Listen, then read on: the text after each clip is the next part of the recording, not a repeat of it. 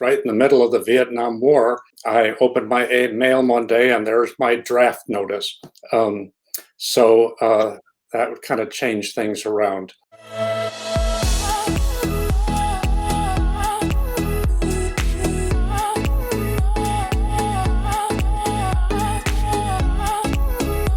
Hey, everybody. Thanks for tuning in to another episode of the Real Podcast. I'm your host, David Moya.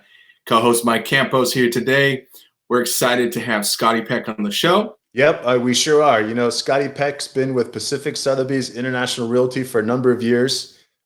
He's got a lot of experience in the real estate industry. And, Scotty, you are rich in life experiences. And we want to start this podcast off with just getting to know you a little bit better, your background. And so, Scotty, let's go back, 20, 30 years and tell me, where did you start your journey as an adult and moving forward towards where you're at today? That's a good question, Mike. It's a pleasure to be with both you and David. I have a lot of respect for each of you. And I have been with Sotheby's. I think it's 100 years now. Actually, I'm in my 33rd year of real estate, but I had a whole new life before that ever began. And mostly interesting on the East Coast. I grew up in the Midwest and ended up working in Boston for a long time as a reporter for an international newspaper there and a writer. And then you guys probably don't even remember this, right in the middle of the Vietnam War, I opened my mail one day and there's my draft notice. So that would kind of change things around.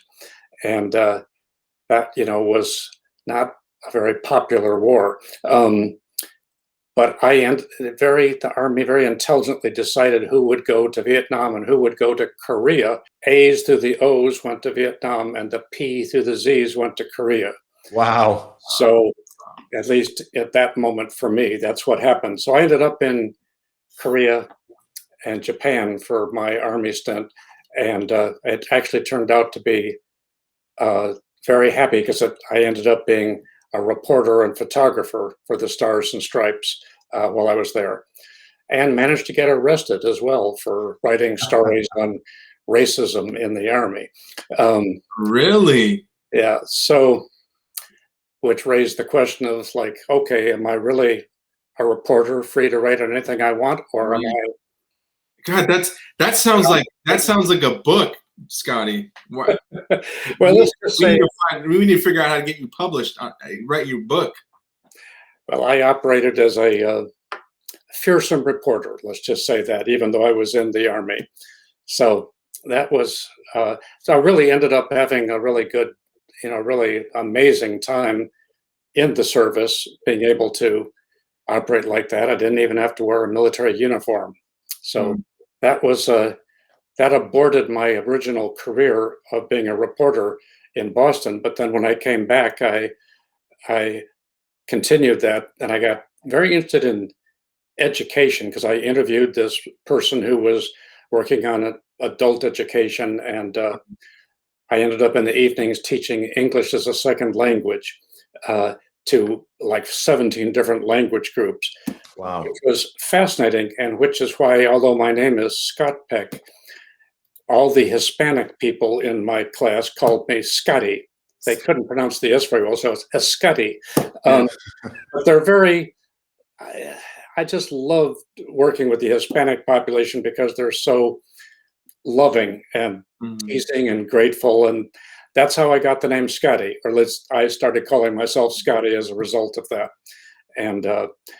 And then I decided education was so important, I decided to go to graduate school to work on my doctorate in education. So that shifted me into a whole nother area.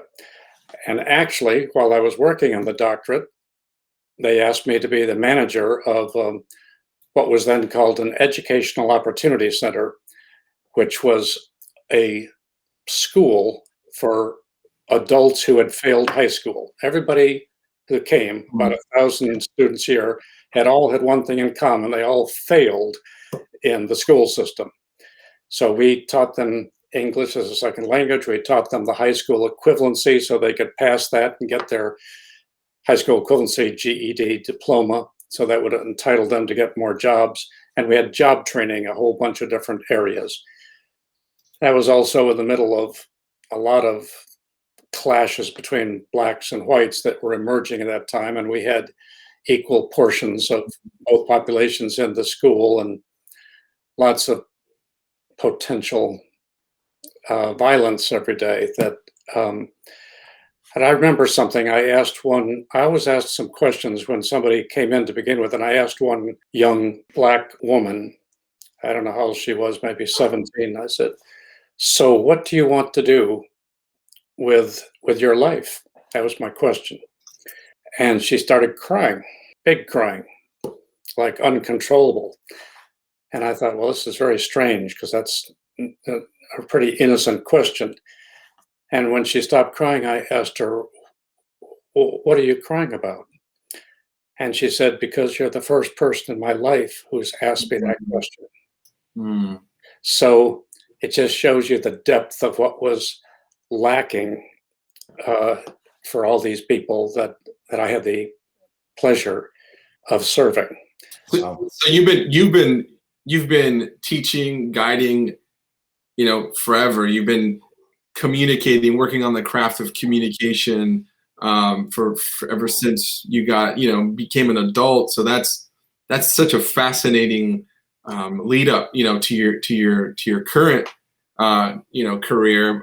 We'll go into that when the time is right. But I just wanted to kind of note that you've been building that craft and skillfully maturing the ability to communicate and to write and to teach, right? Which applies right now very much to what you do today. But I mean, I'll let you continue, but I just think that's fascinating. That's kind of. Oh, thank you, David. That's very thoughtful and perceptive. And that's why today, as a real estate broker and agent, I seek to empower the people I work with and listen to them and work from the inside out. So that's a very different model than, selling somebody something. A lot more rewarding too, I bet, Scotty, isn't it? Yeah, that's true. So thank you, David, and thank you, Mike. That's one of the things that makes me just fall in love with serving people as real estate, because I'm not thinking of it as a business transaction so much. I mean, you sell a physical structure called a home, or you help somebody buy a physical structure. But is that really what it's about? Right. Yeah. And you were a nationwide trainer and manager, for 500 plus salespeople, right? Talk to me a little bit about that and how that maybe helped get you where you are today. This is this is the way my life has evolved. I was a copywriter, which was the hardest profession of my entire life, writing those headlines and juicy nuggets that everybody reads. So that was my full-time job, being a copywriter. And one time they said, we want you to review this advertising manual and improve it. And I tried for a week to do it, and it just was such a poorly written thing. I just said, I just can't even do this. And one night I thought, now mind you, I'd never sold advertising in my entire life. But one night I thought, I can write a better manual than this off the top of my head. So I wrote a 25-page training manual on how to be a successful salesperson in advertising. Wow. And they adopted that manual for the advertising department. And the next week, they asked me to be the training manager for the advertising department. So I knew I would have no credibility with these salespeople because I'd never sold anything. So even though I'd written the training manual.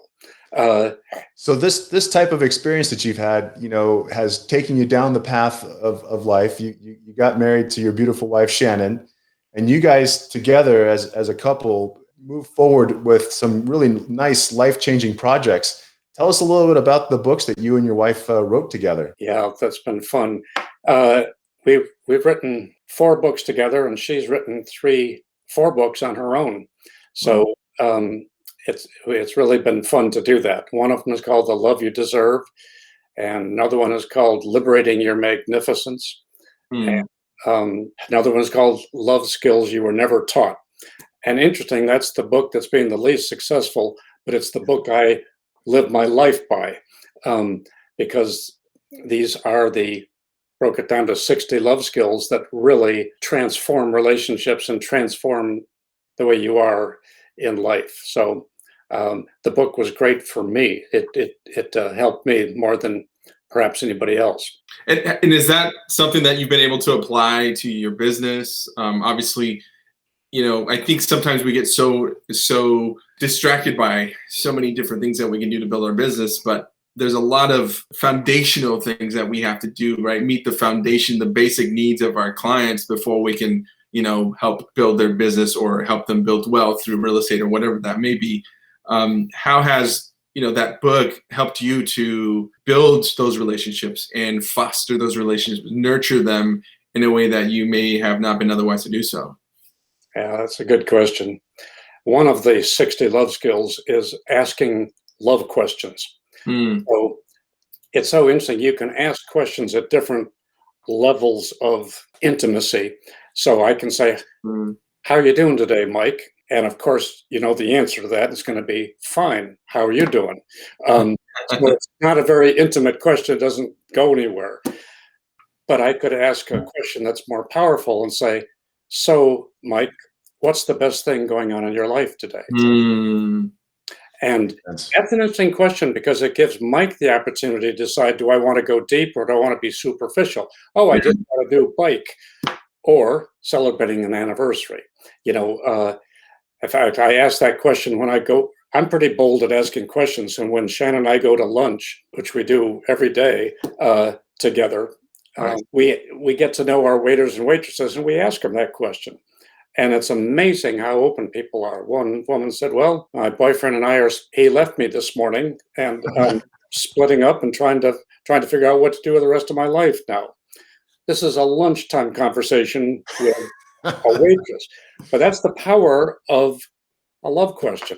And that's a simple love question because with clients, with friends, when you see that somebody is responsive, you can go to an even deeper level. I say, Dave, I see all these Facebook posts that you post that are very soulful. What's really going on within you now? Now I know David would answer that question in a very soulful way because he's open and transparent. Some people that might scare the hell out of them. Yeah. So Scotty, these types of questions must have helped you transition very easily into real estate.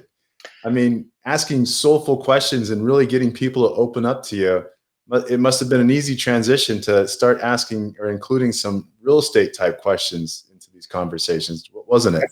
I think it was. But, when I moved here from Boston, I was starting a new career and I figured, well, what can I do to make some money? And I thought, well, I'll become a real estate agent because it looked pretty easy to me. And I looked at a lot of people and said, well, I can at least do what they're doing. Plus, I had the experience of buying a home in Boston, and I hated the real estate agent because she kept showing me things over my price. She said, all you have to do is demolish this, you can do this, and pushing me. And I had a very bad taste of a real estate agent. So I knew what I didn't want to be when I started. I just wanted to live the golden rule, treating people the way I'd want to be treated. Yeah. So that's what I did when I first began real estate. But you're right, Mike. It's easy for me to talk to people. And it also helped me come to grips with something that I know that all real estate agents have to face. And that is, are you willing to work with anyone, even if they abuse you, even if they treat you like a servant, even if they are not kind to you? And I early on made a decision that I was going to work with people I felt comfortable with, that respected me, and we had shared values. That's kind of a hard stand to take because it's not easy to get the listings, to get the buyers in real estate. So it's very tempting to think you don't have that choice, but you wouldn't hang out with somebody that wasn't kind to you, and you wouldn't. Well, Scotty, that really makes me want to skip down our little interview here a little quicker. Is that you've created a very quality culture of inside of your client base and your sphere based off of, some of your standards, but also the types of questions you ask clients attracts, the right clientele for you. Now, knowing that you kind of looked at real estate as maybe an easy start to making some money, what's evolved since then to make you so passionate about real estate now? First of all, it became my full-time occupation. Now it's been 33 years. So it's like, and the nice part about real estate, as compared to being an athlete, is the older you get, the wiser you get. It's just amazing how many things can go wrong in a real estate transaction. And, having 33 years of experience, things still go wrong, but it's new things go wrong. So it's just created a situation where there's a lot of opportunity to serve people at a very deep level, but a very professional level. Well, I don't think there's any occupation where you're forced to learn and grow more. Remember, I started real estate before there was GPS, and the hardest part of my job was finding the damn property. I'd have these Thomas Brothers guide in front of me. Yep. Tiny print, and I thought it was so cool when I got the big scale version of the Thomas Guide. And when I'd finally arrive at a property, then I wouldn't even know how to get out of there because I didn't know how I got there, to go to the next. The hardest part of real estate was getting to the property I was showing people. and so things have dramatic, and I just love technology. So Oh, I know you love technology, Scott. I know. I don't want to say it, but I know you have this new specific high tech part of your life right now that you love. Well, I found the iPhone, interestingly enough, has enabled me to work with clients every iteration because everybody always wants to figure out what to do, and if you're 2 steps ahead of somebody, technically, then you're a million years ahead of them. All you have to do is be 1 step ahead, right. Just like you are, David, and you are, Mike, with the work that you do. So I love doing that, and I'm a professional photographer too. That was part of what I did in a past life, and I found that the iPhone just keeps getting better and better and better. So now I'm just using my iPhone. My wife and I took a trip to Provence in France, and I decided I'm going to take this trip with just my iPhone. Yes, photographer. And now, if you were to go through my house, hanging on our walls are these big pictures that were blown up to be like 20 by whatever that is, and they're printed on canvas. They're all from my iPhone, and wow.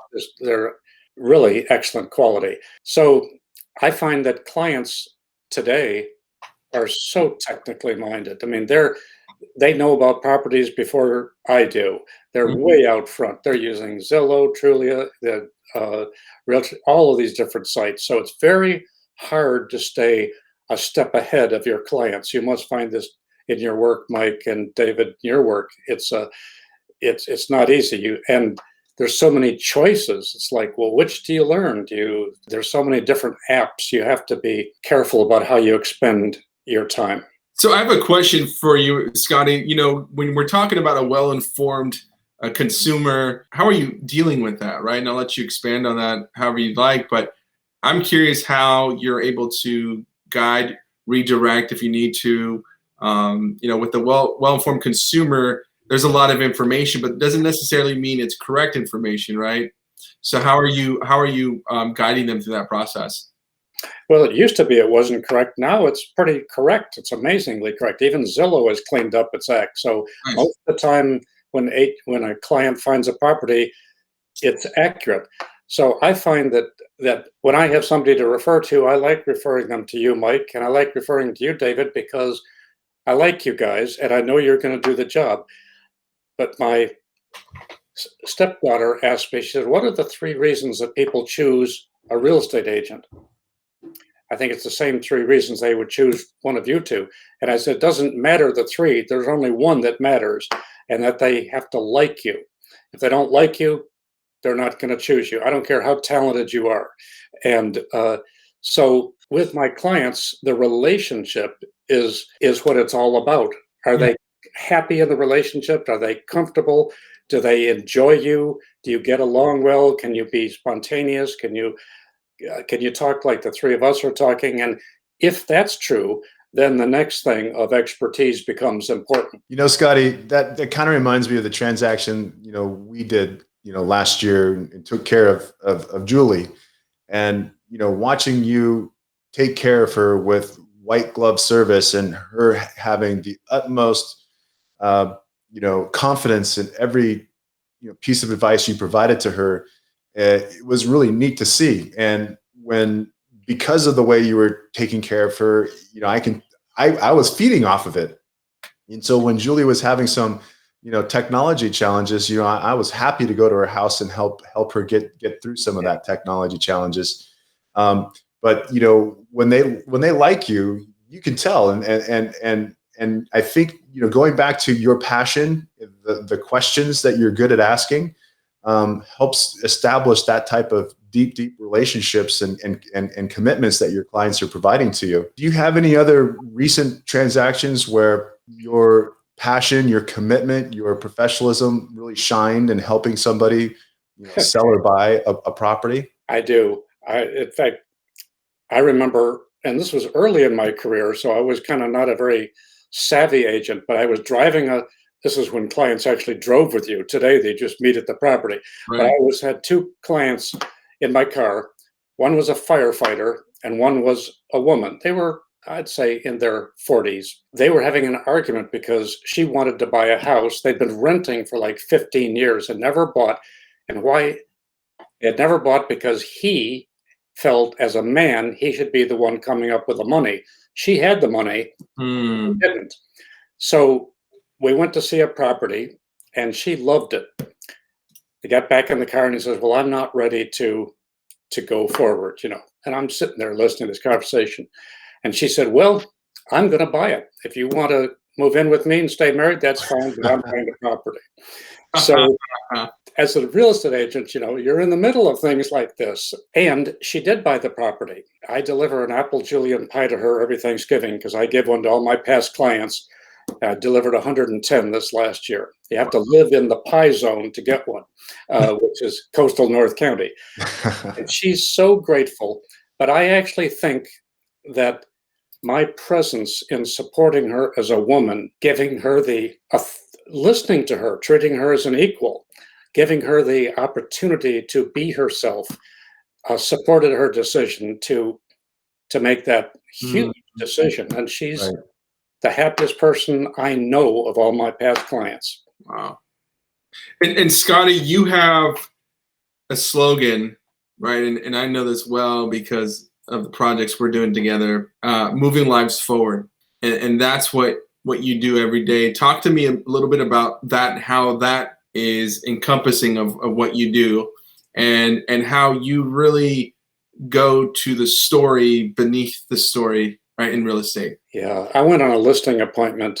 This was about a year and a half ago. And, you ask questions like, why are you selling? And depending on the quality of your relationship, people will either answer you from the depth of their soul or give you a superficial answer. I had enough, I guess there was a trust established.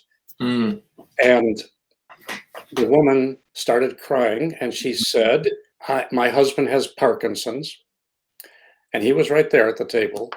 And I don't know how long he has to live. And I want to spend as much time with him as I can and be close to our grandkids in Texas. That's why we're selling. Mm-hmm. So that established a very intimate relationship right off the bat, just from her being free to ask that question. So that was the real event. Of course, I sold that property. But the real event was that today they're living in Texas. He picks up his grandkid from school. He's still alive, and they are together. That to me is what I mean by moving lives forward, because that's the real event. Yes, match one up for Scott for a sale in Solana Beach, going towards my X million of sales, but that wasn't the real event. You have these special events that are taking place on a regular basis with buyers and sellers. what do you attribute your success to in regards to being able to get to as many clients as you can every year and connecting with them? I think sometimes you have to be honest, and you can be honest when you have a friendship. You raised Julie that you helped so well, Mike. She was trying to sell a property because she couldn't get up the stairs and then buy another one. Yeah. Well, it was a hard property to sell. It was a slower time in real estate than today. And I finally said to her, I said, Julie, even you're going to need to sell this to get the highest price without the ability to go to the next place. Mm. And I would recommend you consider renting for a year, because we just can't, it's the chicken and egg. We can't Right. find the right one until you sell this. Mm-hmm. And so she took my advice and we sold it at a very good price. And then she rented something, and because she had made offers and they didn't get accepted because they were contingent on her selling. So during the rental, she finally found a property that she fell in love with. There were multiple offers. She was competing, but because, Mike, we got the other one sold, we got her pre-approved with you, and all you needed was the property. I was able to negotiate to get her to be the one that was accepted. And that's where she's living today, and what she considers her dream house. Yeah. And it is beautiful, but it wasn't, it had to have an honesty there to help her know how she was going to make this transition. And I agree. And I visited Julie after she moved in, and she is absolutely happy there and thinks the world of you too. Since with all these clients that you've helped these transactions with, similar to Julie, how are you keeping in touch with your database to maintain those relationships, get repeat business and referral? It's so funny. I've been listening to all the ninja selling training and stuff going on. And so I was sending a personalized update to my past clients, along with sort of what I think is going on in the market, just as a way of touching base with them, staying in touch. I have sort of a canned thing, and then the first couple of paragraphs are very personalized. I've been doing this for like the last 3 or 4 days, and it's so slow going. I'm up to the G's now. And at one point I thought to myself, well, Scott, you got to be grateful that these are all, you got 150 past clients you're writing, just be grateful, because there's a lot of agents that, they're trying to get new clients and don't have a database. And I know one of the clients that I delivered apple pies to the last time I did this last Thanksgiving, I found out that her husband had passed on, and they were pretty young, in their 60s. And so I decided, instead of writing this letter, I decided to call her, and I just asked her, how are you doing? Because it's been not half a year. And she said, some days better than others. Some days I just cry spontaneously, but she said, I'm doing okay. I asked if she'd be open to having lunch with Shannon and me, and she said, yes, we're having lunch next week. So that's awesome. That's, what's going on. You lose some, you stay with some, but that apple pie thing has been a real valuable thing. I'd recommend that to any agent, but I've been doing it now for like 25 years. So some people have gotten 25 pies. That's fantastic. You're making me hungry, Scotty. I'm pie right now. So, Scotty, regarding like what's going on currently in the real estate industry and home buying, home selling, can you touch on that for you? How are you currently experiencing the market? What are you doing to keep your clients on top, and how are you navigating this time? This is an extraordinarily difficult market, because there's so few. The inventory is so low, and it's the standing inventory that's low, because things come on the market and they're gone. I made an offer this last week for a single woman, and all she could afford was $1,325,000, and we made a full price offer. We got beat out by 2 people who drove the price up, 100,000 over that. So that's discouraging to buyers. And even one buyer this week told me this is a silly market, because he can buy up to 3 million, but how come on? It's like, if you don't see it in the 24 hours, right, you don't even have an opportunity to make an offer. Right. So it's a tough market for buyers. and it's a tough market for, it's not so much a tough market for sellers, just it's tough market for agents who are used to serving sellers like me, because I live in Solana Beach.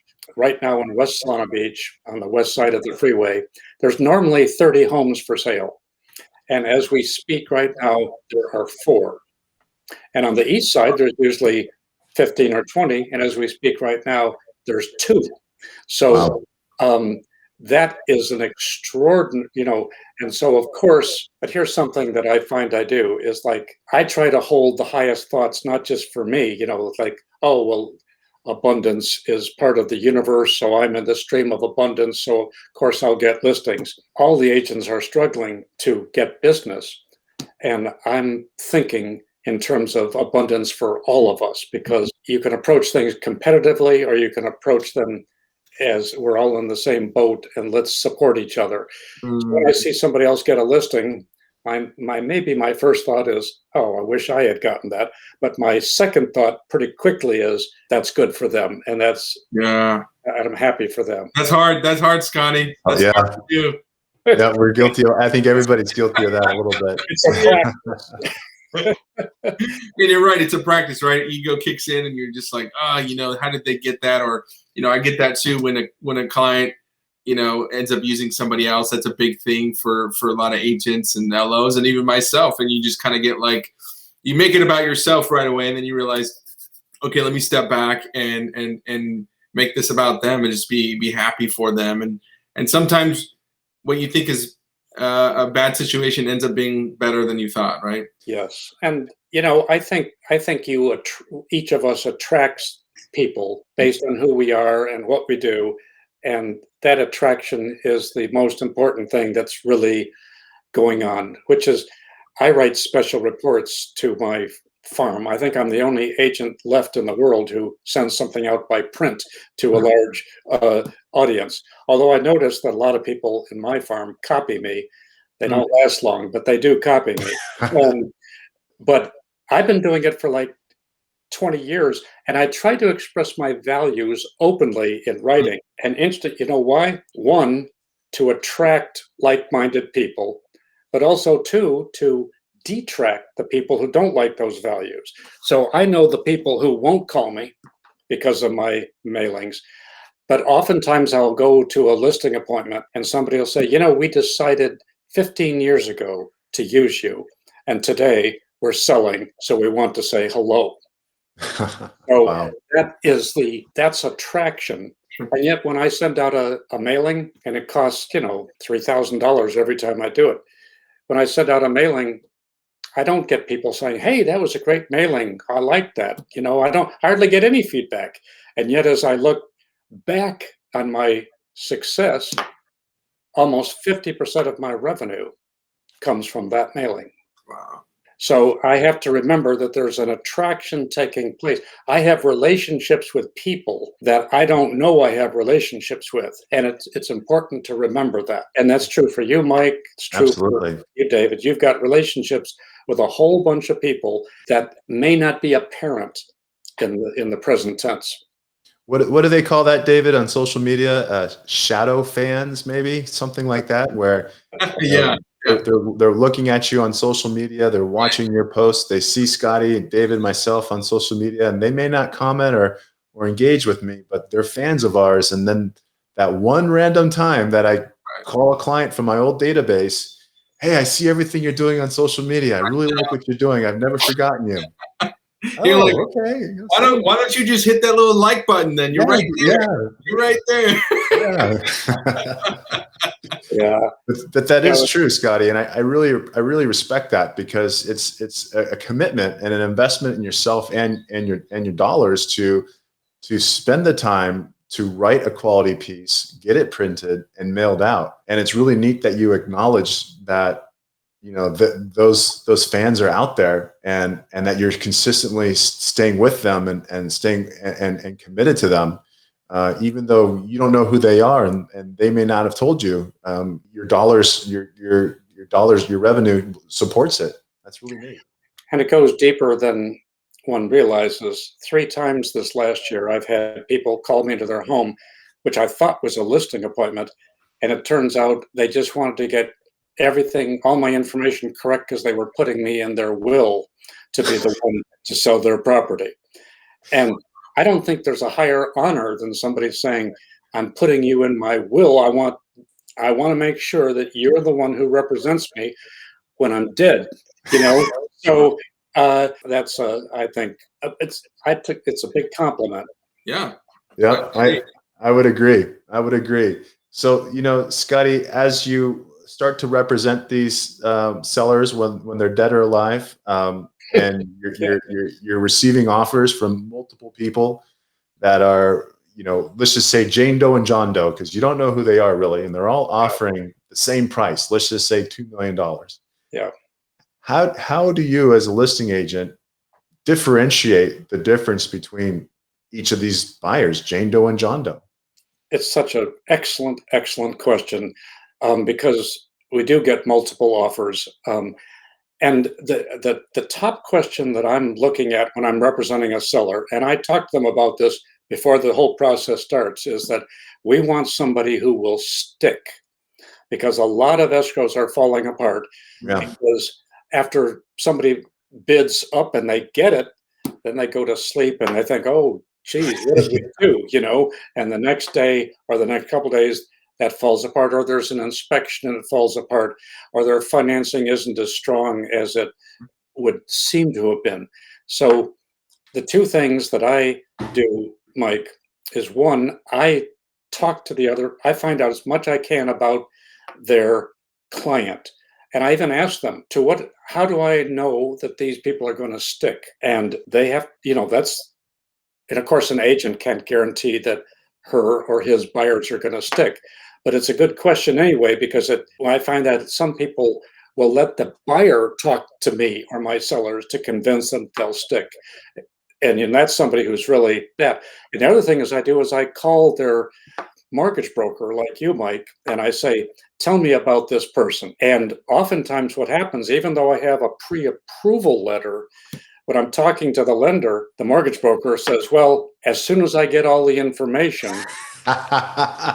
which tells me you don't have a pre-approval. Even though you wrote pre-approval on the thing, it's not really, and somebody like you, Mike, when I call Mike, he's going to say, look, all we need is the address because these people have submitted everything. They're ready to go. And that's what I'm looking for, the way you treat your clients, Mike. Yeah, well, thanks, Scotty. That's the business model. It's we do all that heavy lifting up front. We try to underwrite the loan before they write an offer because of this exact reason. Well, there's many reasons of doing it this way.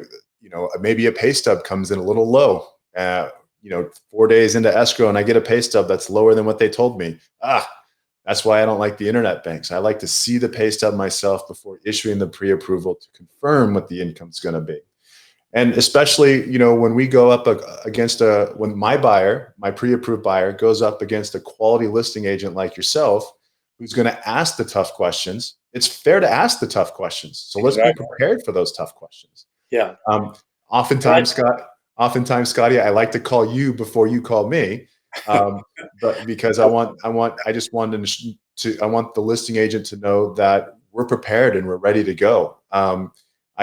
These days, in the last the last 3 business days, I've had to coach multiple buyers about being prepared for that appraisal to come in a little low knowing that they're bidding up to buy the property. I'm setting the expectation of what it's going to look like when that appraisal might come in a little low. And a lot of buyers are okay with that right now because they know the speed of what the market is going, that if they don't buy right now at 1.8, the next listing is going to come up at 2 million. So they better do what they can do to get it at 1.8.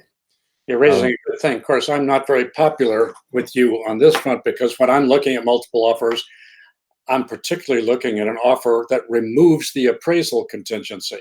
Yep, and absolutely. I would say that in the last 10 sales I've had representing sellers, all 10 have removed the appraisal contingency. And that's tough to do for a buyer who is 20% down. Like my buyer that just lost out this week, I can't advise her to remove the appraisal contingency because she doesn't have enough cash to make up the difference.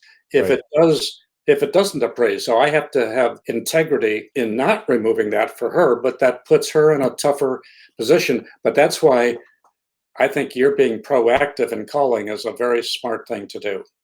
Thank you. And we also are having these conversations about appraisal and loan contingency. Many times I am preparing the buyer and the agent to submit the offer with no appraisal and no loan contingencies. Yeah. And we are having these coaching conversations with the buyers to let them know what it would look like if the value came in a little low. So, and depending on the sales price, sometimes the consequence for a low appraised value is little to nothing, especially if a client's putting 30 or 40% down. Exactly. If the client is at a lower sales price, the difference between 20% down and say 15% down is maybe just a small PMI payment on a monthly basis until they can make up the difference. But sometimes at these higher sales prices, 1.5, 2 million, 2.8, when they're putting 10% down, the difference between 10% down and 20% down could be considerable in interest rate.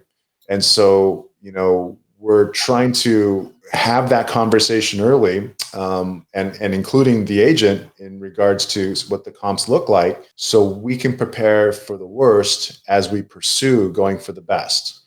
You know what I have to remember, like when this woman this week, it was the perfect house for her. She's a single mom raising kids, and it's discouraging when you make a full price offer and you don't get it. Yeah. And sometimes you think, the thought comes, well, will we ever find something that she can afford? Right. And that's where I fall back on this thought. In my 33 years of real estate, I have never failed to find my buyer the property they loved. And sometimes I have to remember that because it looks like this may be my first failure. That gives me a lot of confidence just to recognize that over and over and over, that's been the pattern of success. Yeah, I agree. Go ahead, Mike. David. Oh, I was going to say, I agree. There have been a lot of pre-approved buyers that have been disappointed about not getting their offer accepted. But sometimes it's just all about the stars and the moon, and sometimes they look backwards after they close on their new home and how, happy they are. They look backwards and say, that old house that I didn't get my offer accepted, those sellers I heard were crazy and I'm glad I didn't move there. Or, there's always been a blessing in disguise to why their offer didn't get accepted and why they ended up living where they're living. And true too. Yeah, we really like to see those successes eventually, sooner than later, of course. I mean, you're dealing with so much. You, Mike and Scotty, you guys are dealing with a lot of different dynamics in the real estate market right now, and just obviously the dynamics of individuals, like human beings, right? We're very multifaceted and very, we have a lot of aspects of our being, our personality and whatnot. So you're dealing with helping guide them through sometimes an emotional journey, right? So you both, I both respect you both. I think you guys have great work ethic and great mindset. What gets you inspired every day, Scotty? I mean, Mike and I talk about this offline a lot, but what do you specifically do to get inspired every day? Because I know that there are days that you probably get down and maybe you feel like, oh, this something's going tough or something's tough, not going the way you'd like. What gets you through that? I ask what I privately nickname the love question, and that is, what is the most significant thing that I can do right now to benefit the world? And we have our to-do lists that are always in front of us, these things unanswered, or these 10 different things we've just been trained to do, or we think we should do. But I find when I ask that question, what's the most significant I can do, not today, but this moment, and the answer in this moment to me would be being as truthful and as transparent as I can with the two of you. That's what led me to call that woman whose husband had passed on? Because when you ask that question, you start getting to the true guts of what's important in life. And you start listening to your intuition rather than your fear or what you think you should be doing or what your top 10 competitors are doing. And I find it, so you're really listening for inspiration to whatever you acknowledge as the higher power. I, in my own personal way, think of the higher power as golden light. And sometimes I'll just have a conversation saying, with the golden light, what's the most significant thing that I could possibly do right now? And oftentimes it's not an action, but it's a thought, like hold a good thought for somebody or get over that grievance you have with so and so, because our thinking is even more powerful than our acting. Our thinking leads to actions. Yep. Good point, Mike. You have anything that you like, that you feel like what gets you inspired? I mean, I love what Scotty mentioned, when offline, when we talked when we were doing his project, and it's like gratitude. So for me, I'll just share that real quick. I had a friend of mine in 2019 tell me that I was going through a challenging part of my life, and I asked him. I looked at him as a mentor, and he said, gratitude.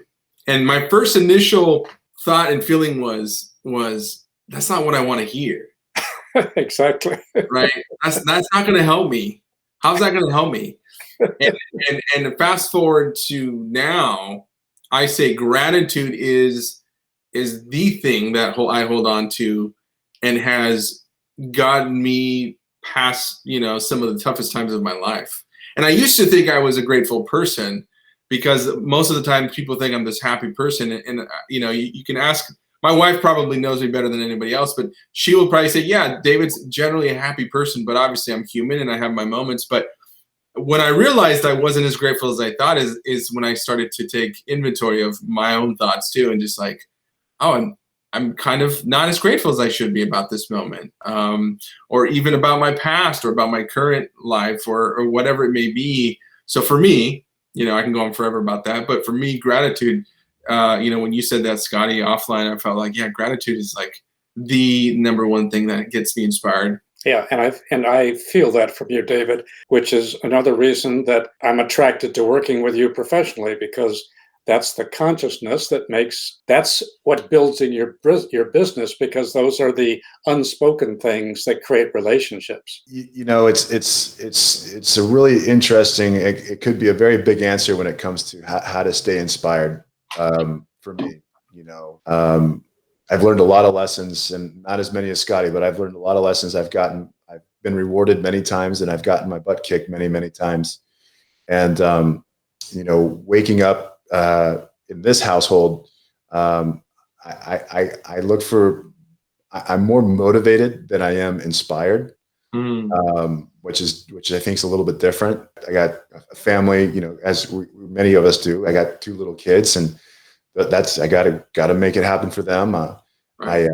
I look at where my family came from generations ago, and it makes me want to do more to change the direction of our family history to where my last name will go. I love to serve, and I found something that I can serve people with, which is a loan on time at the best possible rate and term, and helping them build wealth, long-term wealth through real estate.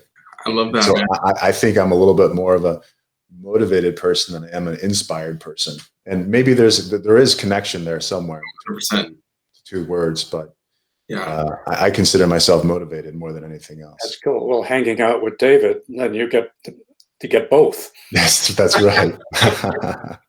Well, I agree, Mike. I mean, I think motivation, I think they're words, right? And we give meaning to words. Right. So for me, inspired, motivated are very similar. They go hand in hand. Peanut butter and jelly sandwich right there. Yeah, it's pretty much. Yeah, you're right. So for me, I hear you, man. And my kids are obviously, my 2 girls are my biggest motivating factors. And I'm with you, man, in terms of generation, trying to create a difference and change the trajectory of where my kids would have been if I don't make certain decisions, better, smarter decisions than if I choose not to live an inspired, motivated life. But dude, you're such an inspiration too, Mike. I mean, I see you doing your thing and building wealth, and for your family, and I know you're doing big things, and you're an inspiration for me as well, and Scotty too. So I appreciate you guys both for sharing, pouring out your hearts, and sharing your wisdom today. You both are exceptional people. I'm glad that I get to work with both of you. Yeah, I mean, Scotty, is there any place that you feel like we can send people to connect with you? Website, social media, or maybe you're just like, hey, sign up for my newsletter, because that is a top The value. most important thing is I want them to see the new video that you're producing, David. So when will that be done? Yeah. So today I'll follow up with you. We got to get some new music, in there, right? So. The best place to get to know the full story of me is at scottpeck.com. Okay. It's easy to remember, just scottpeck.com. Perfect. And Mike, what about you? Where do you like to connect with everybody? I like to connect with everybody on my Instagram. It shows a lot about real estate education. It shows a lot about me, and you can also get all my contact information there. So on Instagram, I'm Mortgage Mike SD, and look forward to seeing you there. Nice. Well, Scotty, thank you so much for being on the show today. Mike and I really appreciate you. We're grateful. Absolutely, we definitely do. It was a My pleasure. I have a lot of respect for you too. Thanks, Scotty. Great conversation, and let's have you back on here talking about something else again. You're a great conversationalist, and obviously you have a lot of, you have so much experience. I wanted to dive in like so many things when he first started, but I think if I do that, like you said, Mike, we'll be way past lunchtime. Yeah. I felt the same way. So Scotty, thanks so much, and we'll have to have you back on. Thank you. It's a pleasure. All right. See you guys soon. All right. Bye-bye.